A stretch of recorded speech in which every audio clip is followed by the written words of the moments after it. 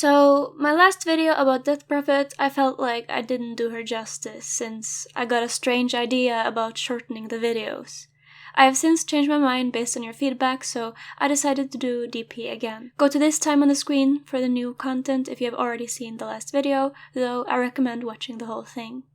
I died a bit inside. It felt so nice.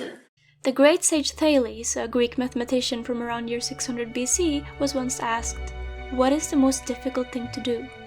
"To know thyself," he replied, "and the easiest? To give advice to others." If you tell a fortune and it will happen no matter what, is that because it would always have been that way, or is it because when you foresee the future, you create it? Let's pretend I can really look into the future, and right now I foresee that a comet will land on your house. As foretold, it happens. Would it necessarily have happened if I hadn't predicted it? Did it happen no matter what because I predicted it? I know, it's a bit ridiculous to talk about seeing into the future because it's impossible, but hypothetically, it's interesting to think about. And especially because Death Prophet originally worked telling fortunes for the wealthy, seeing beyond the veil to predict when they would die. She was quite literally a death prophet. But peeking between the facades of others is easy, like Thales said earlier. What's difficult is to know yourself. So when Chrobulus the death prophet wanted to know the secrets of her own death, she failed. Not only couldn't she see when she would die, but even upon trying to kill herself, she would just resurrect, like she was bound by fate now. Every time she died and came back, she took a little bit more of death with her. The ghosts of her past lives would follow her like wraiths, and her blood grew thin and ectoplasmic. She killed herself over and over so many times that she soon had a small legion following her. Other spirits would also sometimes be drawn to her, hoping to resurrect with her the next time she died. Death Prophet is neither an artifact or underlord, so what we know about her is limited to Dota 2. That being said, there's no shortage of things to talk about. But before we delve deeper, let's look at her relationships. Heroes that talk to Death Prophet is most notably those who are undead. Undying has a moment of clarity and asks her if it ever ends. Does it end, Death Prophet? By it, he means either his life or the Dirge Song's enslavement of his soul. The dead god hums it, which makes the dead rise and become his army. I have a video about Undying and the dead god in the top right corner if you want to know more. Wraith King is flirting with her, as he does with most female demons and undead. Come and whisper your prophecies beside my throne.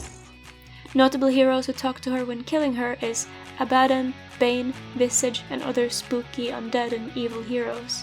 Kunkka says this. Is death truly that woman's mate? Which I will come back to. Outworld Devourer calls her a false prophet, but then again he seems to call a lot of people false. Maybe he's just projecting. It's okay, Odie, I do that sometimes too. What's strange is that the heroes who have voice lines for her are not the same ones she has voice lines for. She talks to Dazzle, Necrophos, and Lich, among others. Anyone who has to do with being undead. The only one she talks to and who talks to her is Undying. Undying. Oh, even the word gives me shivers. She has no voice lines for allies. When Death Prophet dies, she sometimes says, "Behold the answer to all life's questions." And the answer she speaks of is death. Death Prophet is an incredibly interesting hero because she's not actually suicidal. If you just look at death a bit differently, a different story becomes apparent. She's not killing herself because she can't take living anymore. It's actually more based in curiosity. Like we saw in her lore, it's because she wants the ultimate answer to the ultimate question: death. She can tell when people other than herself will go to the afterlife, but she doesn't actually know what happens to those who die. A Christian already know they go to hell or heaven, an atheist knows nothing happens, and Hinduists know they will be reborn. But the agnostic who has no religion or ideology to promise an afterlife or none at all is left with a burning question that only death can answer. So, why can't she die? It might be because death is her lover, as Kunkka calls her death's mate. Whether he means literally, or just because she dies over and over and spawns more wraiths from her union with the situation is unknown, but let's entertain the idea for a second that she's Death's bride. If Death doesn't love her back, that means her love is unrequited. She tries to die over and over and gets closer to her love, but is rejected every time. It could also be because Death does love her back, and so he has to reject her to protect her from herself. I, however, think Kanka means it a bit more figuratively, and her wish to die is based in wanting knowledge about it. Though, on my last video about her, a commenter pointed out something interesting. Rather than asking, why does she try to die, or why can't she die, let's ask, why does she keep coming back? As Browsiasaur5 pointed out, maybe it has to do with the Book of the Dead. Maybe, like Monkey King, she ripped out her page. Or, as we know from Monkey King's lore, he ripped out his own page with several other names on it. Maybe that's why she can't die, and also that gave her some power to see others' fate? It wasn't my name alone purged from the Underworld's ledger. My army will outlive you all. It's an interesting theory, but I personally think it might have to do with her Outlands witch set. The Outlands, as we know from Void Spirit and Snapfire's lore, is where you find the entrance to the Hidden Temple. The Hidden Temple is in the Void Realm, where strange powers over time and space exists. The items say this. The Witch of the Outlands wasn't necessarily malevolent, but the fate she spoke of was not one to be ignored. Maybe before being a death prophet, she was the Witch of the Outlands, where she learned how to look beyond the veil. We know Faceless Void exists beyond time and Void Spirits beyond space, and a Templar assassin learned a lot from the Hidden Temple. Maybe Death Prophet similarly learned her craft there, and from there became the Death Prophet?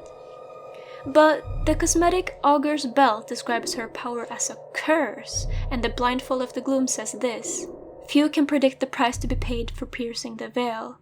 Either it means she became blind from it, literally, but I think they mean her curse of not being able to die herself. The blindness could be a symbol of her being able to see for others and not for herself, ergo, others can die but she can't. And the price for looking for others is that she's now immortal. The same set also talks about how she peers into the Ether, which is another way of saying the void. And then there's this cosmetic. Dim though it has become, the spark of life that holds fast within the heart of the Death Prophet blazes like a signal beacon in the endless darkness of Death's abyss, beckoning manner of feasting shades that long to taste the essence of the animate world. So, it's not like you can cut her down and she doesn't die, and it's not like she resurrects immediately. Before coming back to life, she enters the underworld for a while. Her cosmetic, Mask of Mortis, says this. Each time Crumblis traversed beyond the veil, revealed ever more complexities of the entities that call such a place home. While most seem unconcerned with the land of the living, some watch and influence the events of the material plane with deep interest. Her power, or curse if you prefer, might also not necessarily just be about death, just all endings. The universe started with the void and will also end with it. Far-seeing prophets who see anything other than death are merely fooling themselves. Death Prophet knows how every occasion ends, and thus her attire is always appropriate. She has also said she has seen the Battle of the Ancients in her dreams. I have been here many times in my dreams. And we know the Battle of the Ancients is the end of all timelines. I can understand that when you have lived forever and can't die, and you see all ends of all things but your own life, the curiosity must be infuriating. Then there's a very eerie implication. One of her sets that has no lore text is simply called Mourning Mother. What if she had children once who died, and she simply wants to die to reunite with them? But it's been so long she can't even remember why she wanted to die in the first place. Many witch stories tell us of witches abducting and killing children, even their own. Maybe her curse was because she did something like that?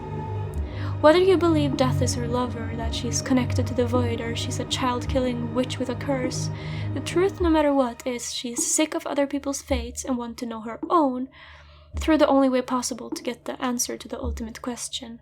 She must die. And maybe because her sight ends with the ancients clashing, that is where she will finally find peace and die permanently, while defending her ancient. Thank you so much to my patrons and you for watching. Hope you have a great day. Peace.